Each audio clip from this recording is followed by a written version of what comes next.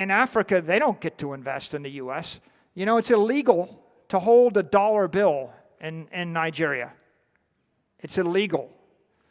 Okay, so in this particular case, the entire world is looking for a place to put their money. If they can't move and leave, then they put it in cyberspace. Bitcoin represents a bank in cyberspace. And when they put their money into the Bitcoin bank, they're getting the same performance, the same protection that the San Francisco billionaire gets.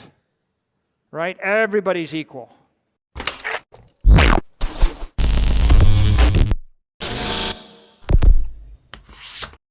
Hey guys, welcome to Everyday Finance. Michael Saylor makes a bold prediction. The price of Bitcoin could reach about $1 million per coin if Wall Street and other institutional investors increase their holdings from the current 5% to just 10%. However, beneath this startling price forecast is a more profound statement regarding the nature and intent of Bitcoin. Saylor emphasizes how egalitarian and decentralized Bitcoin's structure is by nature. Strong institutions are unable to control or influence the network, despite increasing their visibility. This is due to the fact that Bitcoin functions solely on the basis of open consensus, mathematical code, and a fixed supply, guaranteeing that each and every holder receives an equal benefit. Approximately 95% of Bitcoin is still held by private citizens, businesses, and governmental organizations as of right now, demonstrating a remarkably dispersed and expansive ownership structure that guards against centralized control. Saylor notes that each time a large financial institution invests, the asset's value is driven higher, which benefits not only the institution, but also all other ecosystem participants. The conventional financial hierarchy is completely upended by this dynamic. Large players frequently take advantage of smaller ones in legacy systems. All parties involved in Bitcoin receive value in an organic and proportionate manner. Even a small 10% institutional investment, according to Saylor, could unleash over $20 trillion in global capital into the Bitcoin economy. However, he emphasizes that Bitcoin's incorruptible design, rather than its price trajectory, is its most potent feature. No matter how big an institution or investor gets, they can't change the system or rewrite the rules. Because of its independence from politics, central banks, and elite capture, Bitcoin is becoming a more popular substitute for the brittle, trust-based traditional financial system. Saylor thinks Bitcoin is just getting started because of the growing disenchantment with traditional finance and the growing interest in decentralized assets around the world. He warns that people who only consider price are missing the bigger picture. Bitcoin is a wager on a completely new financial paradigm, rather than just profits. Bitcoin is becoming the cornerstone of a more safe, open, and inclusive monetary future as more capital moves from centralized organizations to decentralized networks. And the bad news for you is Bitcoin is beating your favorite hedge fund. These are the best hedge funds. You know, we can find 4 hedge funds that could outperform the S&P in 2024. Most hedge funds underperform the S&P in 2024. But Bitcoin, of course, is crushing all of them. And the joke, of course, is, the bartender, the Uber driver, the aircraft mechanic, they're all buying Bitcoin, right? And they're totally crushing all of the masters of the universe with their PhDs in finance and all of their computers and their 18 screens and all their high-frequency trading, right? And it's a reckoning. Bitcoin is the new benchmark. What is it? Well, you have to go back to first principles to figure out what is Bitcoin. This is the great court at MIT, where I studied physics and thermodynamics and engineering. And everybody in the world knows Satoshi discovered a method to transfer value without a trusted intermediary. That's been repeated ad infinitum It's repeated ad infinitum brainlessly by people that love Bitcoin, by people that hate Bitcoin, by people that want to criticize it, right? This is the thing. But they don't really think hard about what that means, because if you can come up with a way to send value between two individuals without a trusted intermediary, you've come up with a way to store value without a trusted intermediary. So the profound idea is not I can send $1 billion from me to you without a bank in the middle. The profound idea is I can put $1 billion in cyberspace for all of eternity without a bank in the middle. That is to say, we put money in orbit. The difference between putting something in orbit and then putting it in a ballistic trajectory is the ballistic trajectory comes back to Earth. The thing in orbit orbits for 1 billion years. You put it up into a fast enough escape trajectory, maybe it orbits the solar system or the sun, maybe it escapes the solar system. Putting something in orbit is profound. Putting money in cyberspace, storing value in a network that doesn't rely on a government, a company, a computer, a counterparty, that's the profound idea. Bitcoin, Satoshi discovered something which is profound. It's digital energy. It's the conservation of energy in cyberspace. It's the first digital thing that you can't copy. You can copy everything else. It represents the transformation of capital, our capital, from finance and physical assets to digital. It is the digital transformation of everything that we think is valuable in this world. And here's a chart of it. Global wealth, $900 trillion. People own things they think are valuable, bonds and currencies and equities and real estate and art and gold. But if you look at that chart and you think about it a bit, you realize that half of those assets are held for the utility value. When you have a car or a plane because you want to fly in it or drive it, it's useful. When you have a building because you need to work in it or manufacture in it, it's useful. But when you just buy something because you need to park your money there, it's long-term capital, it's store of value. It's the rich dude that has 10 houses but lives in one, right? They're just land banking, right? When you buy the bar of gold, it's the rich family that has 87 Picassos in a vault under a mountain in Switzerland. They didn't buy them to look at them. They're just parking their money there. So I'm going to call that long-term capital. That's half of everything. Right? When you're a company with bonds on the balance sheet, you're just parking your capital there, right? And so you can see with currencies, with bonds, it's pretty obvious, but a lot of people buy real estate and a lot of people buy stocks because they just have to buy something. They're just putting their money there. Although the price of Bitcoin might seem stable at first glance, a deeper examination of on-chain activity indicates a developing change beneath the market. After months of aggressive accumulation, the biggest Bitcoin holders, known as whales, are starting to lower their exposure, according to new data from Glassnode. When Bitcoin fell to about $75,000 in April, these wallets began to fill up quickly, indicating strong conviction at a significant market low. However, these same whales are now subtly altering their course as Bitcoin approaches new highs. Coins that were previously being removed from exchanges, a traditional indication of long-term holding, are now being returned to trading platforms, indicating a definite trend reversal, according to the data. This behavior has historically been interpreted as whales getting ready to sell. The implication is the same whether the goal is to hedge against anticipated volatility or lock in profits close to a possible local top. Caution is returning to the market's major players.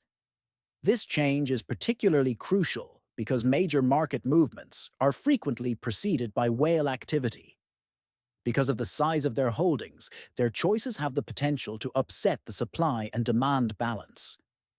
The smart money seems to be subtly preparing for the next stage, whatever it may be, while smaller players and retail investors keep purchasing, probably attracted by bullish sentiment and news reports.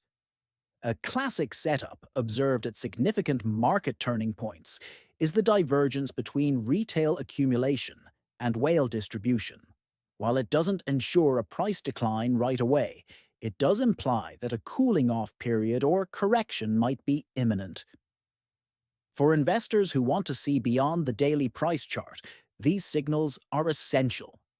It is crucial to comprehend these behavioral patterns in order to predict Bitcoin's next move, as institutional influence increases and long-term holders switch.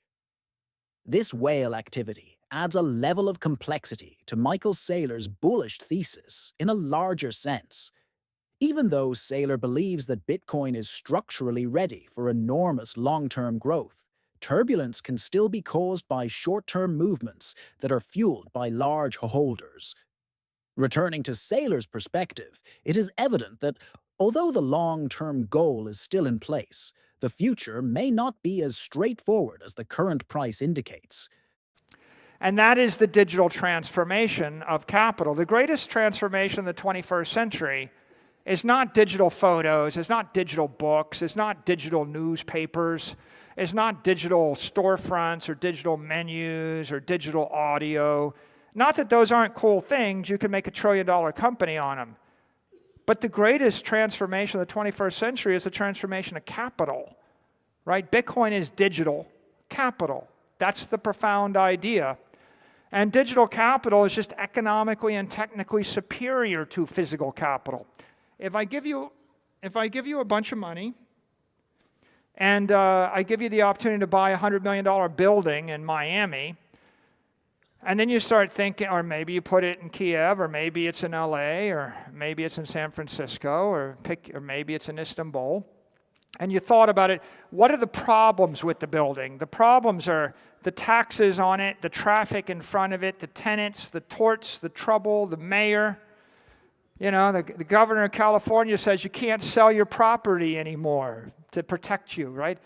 You know, at one point, the mayor of New York rent-controlled every property you owned. At another point, they told you couldn't charge your tenants rent because they might not be able to pay it.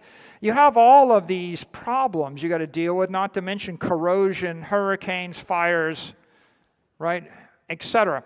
If you could get rid of all of them, then your building would be more valuable. But what about the good things? What if I could cast a magic spell? What if I could make the building invisible, indestructible, immortal, teleportable, programmable, divisible, fungible, configurable? Right? What if I could just move the building in a split second to a place where the mayor didn't hate me? Right? Might be useful. Right? That's digital capital, and digital capital is global capital. Because we'll do a little experiment. I'm going to take all your money, I'm going to cast a magic spell, and it's all transported into a mixture of banks in African countries. 27 banks in 27 countries, and you're converted into the local currency. You know, the currency of Zambia, Central Africa, and some Kruger rounds, and some Naira, and some whatever, and some whatever.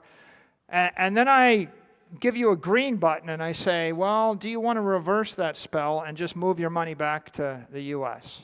Would you punch it? Of course you would punch it.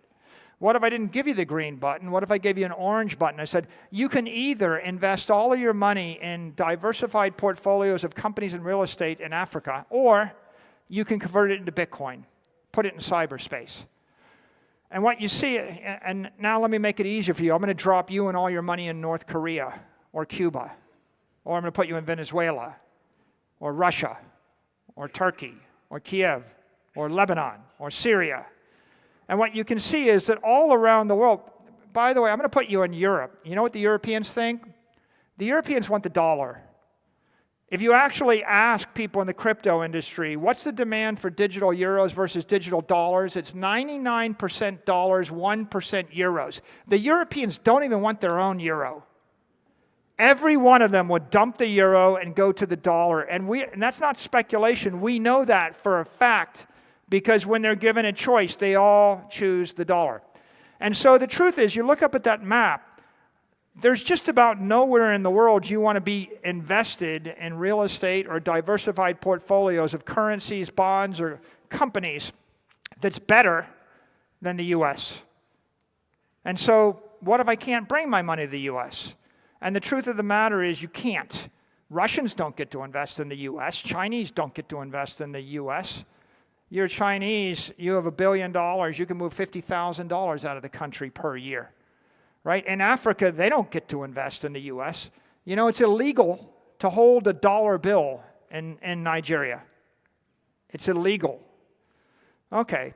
So in this particular case, the entire world is looking for a place to put their money. If they can't move and leave, then they put it in cyberspace. Bitcoin represents a bank in cyberspace. And when they put their money into the Bitcoin bank, they're getting the same performance, the same protection that the San Francisco billionaire gets. Right? Everybody's equal.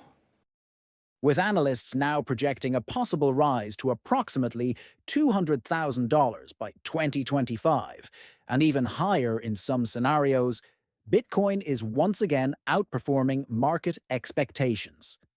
This newfound optimism comes after the optimized trend tracker, a technical indicator known for correctly forecasting past bull cycles, confirmed a breakout.